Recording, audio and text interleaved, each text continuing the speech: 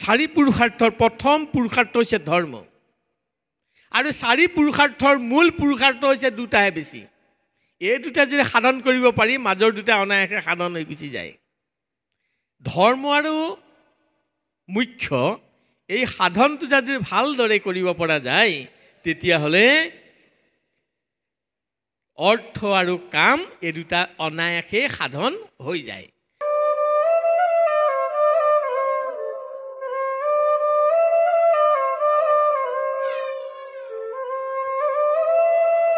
মনুষ্যৰ আয়ুষ বৰিষ সংখ্যক অৰ্ধেক বিফলে যায় জানিবা নিদ্ৰাত বিংশতি বয়স জানা যায়ুমল অন্তে নেও দহ বৰিষ ধন উপাৰ্জন্তে বৃদ্ধকালে যাই শেষে বিংশতি বৰিষ একো কাৰ্য কৰিবেক নাহিকে সম্প্ৰীতি হেন জানি শিশুসকল এৰান কৰ্ম ধৰিও কুমাৰ কালে ভাগৱত ধৰ্ম কি কৈছে আমি চেতনাটো জাগৃত কৰি আমি অংক কৰি চাওঁচোন বাৰু আমি চেতনাটো জাগৃত কৰিব লাগিব কিন্তু আমাৰ চেতনাটো সুপ্ত শুই থাকে ইয়াক সাধনা কৰিব লাগিব সাধনা কৰিলে চেতনাটো জাগৃত হ'ব আৰু যেতিয়া সাধনা কৰোঁতে চেতনাটো জাগৃত হ'ব তেতিয়া আমি আমাৰ বয়সটো অংক কৰিব পাৰোঁ অংক কৰি উলিয়াই ল'ম লাষ্টত কি পাম ইকুৱেল টু 0 শূন্য আমাৰ জীৱনটো এনেই আহিল এনেই খেদি দিলোঁ শেষত আমাৰ জীৱনটো শূন্য কেনেকৈ প্ৰহ্লাদে শিশুসকলক কৈছে তোমালোকে যে চিকাৰলৈ ওলাইছা জীৱ জন্তু বধ কৰাৰ কথা কৈছা বিভিন্ন আনন্দৰ কথা কৈছা খেলা ধূলাৰ কথা কৈছা কিন্তু তোমালোকে এবাৰ চিন্তা কৰিছানে আমি বয়সটো কিহত খেদিছোঁ তেওঁ কৈছে হেৰা শিশুসকল তোমালোকে এবাৰ চেতনাটো জাগৃত কৰি তোমালোকে অংক কৰি চোৱাচোন বয়সটো ক'ত খেদিছোঁ যে শুই থাকোঁতে আমাৰ 50 বছৰে যায় আমি মাত্ৰ পাওঁ 50 বছৰ কিন্তু আজিকালি ডেকা গাভৰুসকল বেছিকৈ শুৱে আকৌ তেওঁলোকৰ 60 মানেই যায় নেকি মুঠ কৰোঁ বাল্যকালত যায় 20 বছৰ 50ৰ লগত যোগ দিয়ক 20 বছৰ 70 বছৰ গ'ল যেতিয়া যৌৱনপ্ৰাপ্ত হ'ব ধন সম্পত্তি ঘটিম পত্নীৰ লগত ল'ৰা ছোৱালী জন্ম দিম তেতিয়া যায় 10 বছৰ কিমান গ'ল 80 বছৰ বৃদ্ধকাল যেতিয়া আহিব ল'ৰা ছোৱালীয়ে থেকেচা থেকিচি কৰিব বুঢ়াটো মৰা হ'লেই ভাল আছিল অশান্তি ক'লেও যাব নোৱাৰা অৱস্থা আহিল ভাত দিলেও মানে খঙত দিব কিবা কিবি এনেকুৱা হ'ব হোৱাৰ লগে লগে কি হ'ব আমি ভাল কথা চিন্তা কৰিব কিন্তু নোৱাৰিম ভাল কথা চিন্তা কৰা আমাৰ সুবিধা নাথাকিব কিয় নাথাকে বাৰু 80 বছৰ হ'লে মনত ৰাখিব তিনিটা জমদূতে আমাৰ চুলিত পিছফালে ধৰি থাকে নিব সময় হ'লেতো নিলেহেঁতেনেই কিন্তু ধৰি থাকে কোনোবা এটাই কিন্তু লৈ যাব এই তিনিটা জমদূত আমাৰ পিছফালে ধৰি থাকে 80 বছৰ হোৱাৰ লগে লগে কি কাৰ্য কৰিম বাৰু সেইকাৰণেই কোৱা হৈছে হেন জানি শিশুসকলে এৰান কৰ্ম ধৰিও কুমাৰ কালে ভাগৱত ধৰ্ম সেইকাৰণে কুমাৰ কালতে যদি আমি ধৰ্ম গ্ৰহণ নকৰোঁ এই 80 বছৰ হোৱাৰ পিছত জমদূত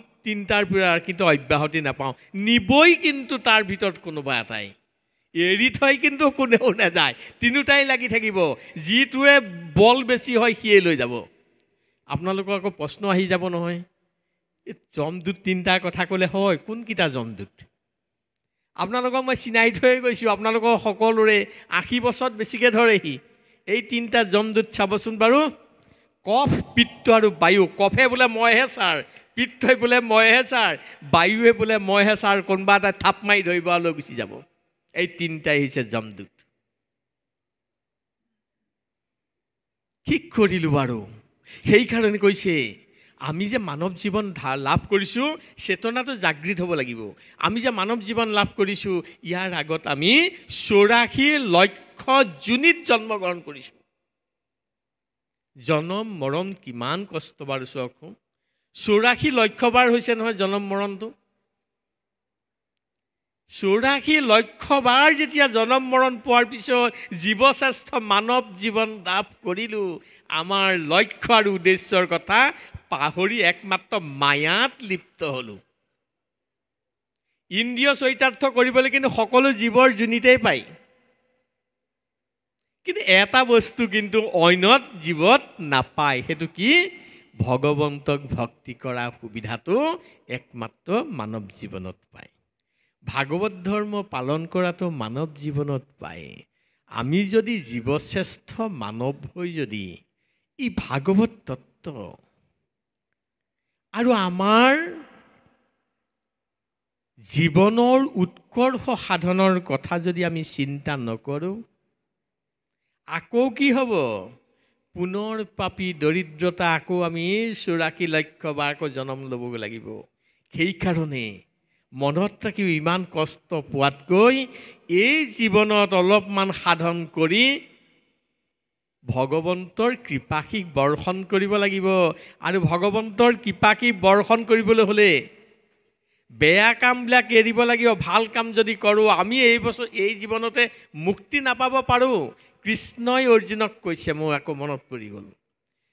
অৰ্জুনে কৃষ্ণক সুধিছে, প্ৰভু তোমাক মই কথা এটা সুধিবলগীয়া হ'ল। বোলে কোৱাচোন, এই জন্মত তোমাক বাৰু বহুতে ধ্যান ধাৰণা সমাধি কৰি তোমাক চিন্তা কৰি আছে, তোমাক যদি লগ নাপায় কি হ'ব?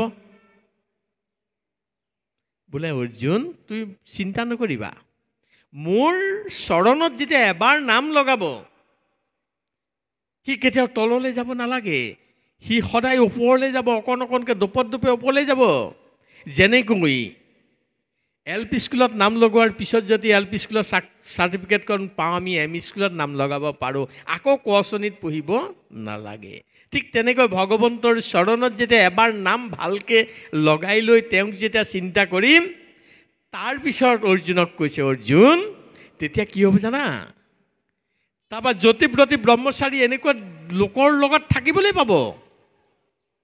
সদায় মোৰ য'ত গুণানুকীৰ্তন চলি থাকে, মোৰ চিন্তন য'ত হৈ থাকে, তেনে জেগাত থাকিবলৈ পাব।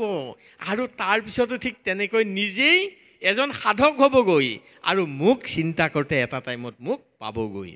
যেতিয়া বেয়া কাম কৰিব এই 84 লক্ষ বাৰ যোনিলৈ তেওঁলোক গুচি যাব, তলৰ পৰা আকৌ আহিব লাগিব ওপৰলৈ। কিন্তু এবাৰ নাম লগোৱাৰ পিছত ক্ৰমান্বয়ে ওপৰলৈহে গৈ থাকিব। এদিন মোৰ সাযুজ্য মুক্তি লাভ কৰিব। একেবাৰতে কিন্তু লাভ কৰিব নোৱাৰে। সেইটো কৃষ্ণই কৈছে, আমাৰ কথা নহয় দেই, এইটো কৃষ্ণই কোৱাৰ কথা কৈছোঁ মই। একেবাৰতেই কিন্তু সাযুজ্য মুক্তি লাভ কৰিব নোৱাৰে।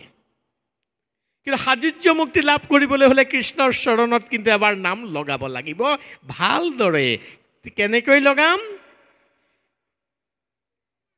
নাম লগাবলৈ হ'লে আমি ভাগৱত ধৰ্ম গ্ৰহণ কৰিব লাগিব। ভাগৱতৰ যে 4 পুৰুষাৰ্থ আছে আপোনালোকে পাইছে নিশ্চয়। 4 পুৰুষাৰ্থ, ধৰ্ম অৰ্থ কাম মুখ্য, 4 পুৰুষাৰ্থ সাধন কৰিব লাগিব। মই 4 পুৰুষাৰ্থ ব্যাখ্যা কৰিবলৈ মনটো আছিল যদিও সময় বহুত ল'ব, তথাপিতো ধৰ্মটোকে মই ব্যাখ্যা কৰি দিব বিচাৰিছোঁ। পিছত মই এইখিনি ব্যাখ্যা কৰিম, কেতিয়াবা আকৌ লগ পালে ধৰ্মটোক মই ব্যাখ্যা কৰিব বিচাৰিছোঁ। 4 পুৰুষাৰ্থৰ প্ৰথম পুৰুষাৰ্থ হৈছে ধৰ্ম। আৰু 4 পুৰুষাৰ্থৰ মূল পুৰুষাৰ্থ হৈছে দুটাহে বেছি। এই দুটা যদি সাধন কৰিব পাৰি, মাজৰ দুটা অনায়াসে সাধন হৈ গুচি যায়। ধৰ্ম আৰু মুখ্য এই সাধনটো যদি ভালদৰে কৰিব পৰা যায়, তেতিয়াহ'লে অৰ্থ আৰু কাম এই দুটা অনায়াসে সাধন হৈ যায়। কিন্তু আমি প্ৰথমতেই সাধন কৰিব লাগিব ধৰ্ম। কেনেকৈ কৰিম? আমি ভাবিছোঁ নামঘৰলৈ আহা, নামঘৰত চাকি দিয়া, নাম গোৱা, প্ৰসাদ খোৱা বা মন্দিৰলৈ যোৱা, এয়া ধৰ্ম নহয়। এয়া ধৰ্ম, এয়া কি তেতিয়াহ'লে? ভাগৱত শুনা এয়া ধৰ্ম কৰিছোঁ? নাই, এয়া ভক্তি। ধৰ্ম হৈছে 7 প্ৰকাৰে সাধন কৰিব লাগিব। 7 প্ৰকাৰে সাধন কৰিলেহে ধৰ্ম শুদ্ধ হ'ব। 7 প্ৰকাৰ কোনকেইটা বাৰু? ধৰ্ম কৰিবলৈ হ'লে প্ৰথমতে কৰিব লাগিব দেশ শুদ্ধি। তাৰপিছত হৈছে কালশুদ্ধি, তাৰপিছতে হৈছে মন্ত্ৰ শুদ্ধি, তাৰপিছতে হৈছে দেহ শুদ্ধি, তাৰপিছতে হৈছে ইন্দ্ৰিয় শুদ্ধি, তাৰপিছতে হৈছে দ্ৰব্য শুদ্ধি, তাৰপিছতে হৈছে বিচাৰ শুদ্ধি।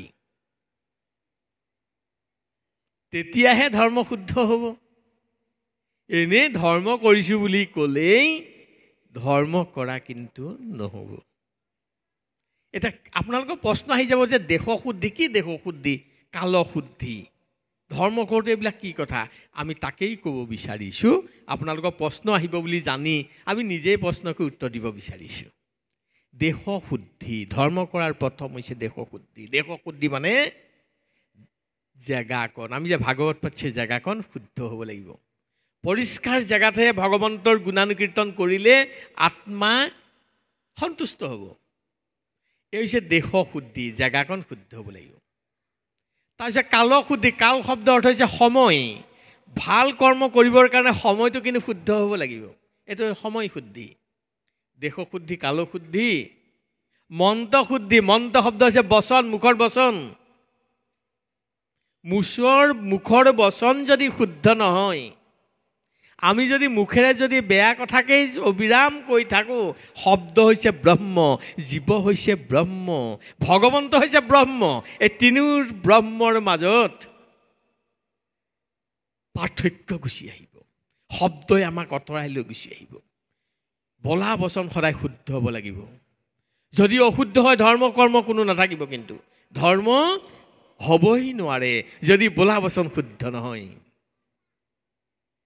সেইকাৰণে ধৰ্ম কৰাৰ কাৰণে মন্ত্ৰ শুদ্ধৰ ওপৰত বহুত গুৰুত্ব আৰোপ কৰা হৈছে।